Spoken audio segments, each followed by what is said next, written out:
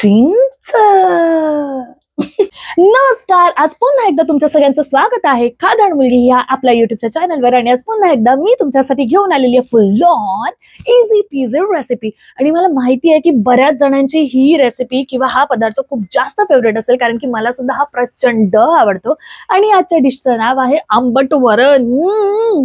म्हणजे नाव ऐकताच माझ्या तोंडाला पाणी सुटलं आणि मला आतापासूनच खूप जास्त जास्त जास्त भूक लागली. आणि जर ही रेसिपी किंवा ही डिश जर तुमची फेवरेट नसेल तर एकदा नक्की ट्राय करा, कारण की त्यानंतर तुमची सुद्धा ही फेवरेट डिश होणार आहे. तुम्हाला तुरीची डाळ स्वच्छ धुवून घ्यायची आहे. ती धुतल्यानंतर त्याच्यामध्ये पाणी घालायचं, त्याचबरोबर थोडीशी हळद घालायची आणि आता हे मस्तपैकी कुकरला लावून ह्याला शिटी यायला द्यायची आहे.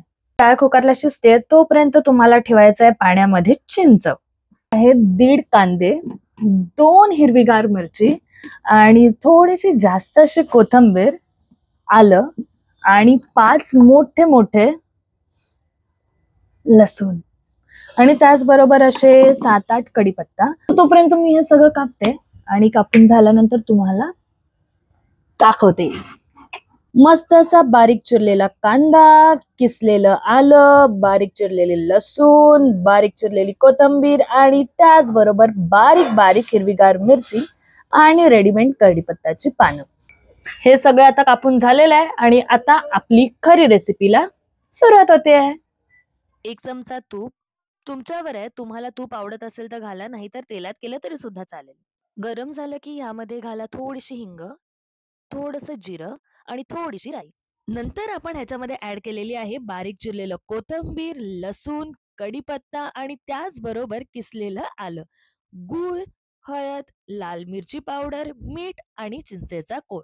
चिंचेचा कोळ बनवण्यासाठी आपल्याला कोमट पाण्यामध्ये 15 मिनिटं तरी चिंच भिजवून ठेवायची आणि मग आहे ना ते असं भिजल्यानंतर कुस्करायचे. त्याचा जाडा असा रस तयार होईल, तो आपल्याला ह्याच्यामध्ये एकजीव करायचा आहे आणि त्यानंतरच आपल्याला ह्याच्यामध्ये डाळ टाकायची आहे. पण डाळ ना टाकण्याआधी तुम्ही मस्त असं रवीने उसळा, जेणेकरून आहे ना त्याची चव अजून इन्हान्स होईल. आणि आम्हाला थोडीशी जाडी अशी डाळ खायला आवडते, सो म्हणून आम्ही याच्यामध्ये पाणी कमी घातलेलं आहे. तुम्हाला जसं थिकनेस हवा असेल त्या हिशोबाने पाणी घाला, थोडीशी उकी यायला द्या, कोथिंबीर वरून घाला. अशा प्रकारे आपलं मस्त असं आंबट वरण रेडी. ब्लॉग शूट करत असताना मी माईक बंद ठेवल्या कारणाने तुम्हाला असाच माझा व्हॉइस ओव्हर ऐकायला लागणार आहे. आणि हे आंबट वरण आपलं तयार आहे. ह्याच्याबरोबर तुम्हाला ना पापड ऍड करायचा आहे ना तुम्हाला ह्याच्याबरोबर लोणच्याची गरज आहे. तुम्हाला फक्त ह्याच्यामध्ये ऍड करायचं आहे ते म्हणजे तेलात तळलेली सुकी तिखट मिरची. आणि हे कुस्करून खायचं, हे लागतं अप्रतिम. म्हणजे मस्त गोड, थोडंसं आंबट, त्याचबरोबर मिरची ऍड ऑन केल्यामुळे थोडंसं तिखट. जेव्हा तुमच्याकडे वेळ कमी असेल आणि तुम्हाला झटपट असं आंबट गोड तिखट असं एकाच डिश मध्ये काहीतरी खायचं असेल, तेव्हा तुम्हाला माहितीये की तुम्हाला कोणती डिश बनवायची ते.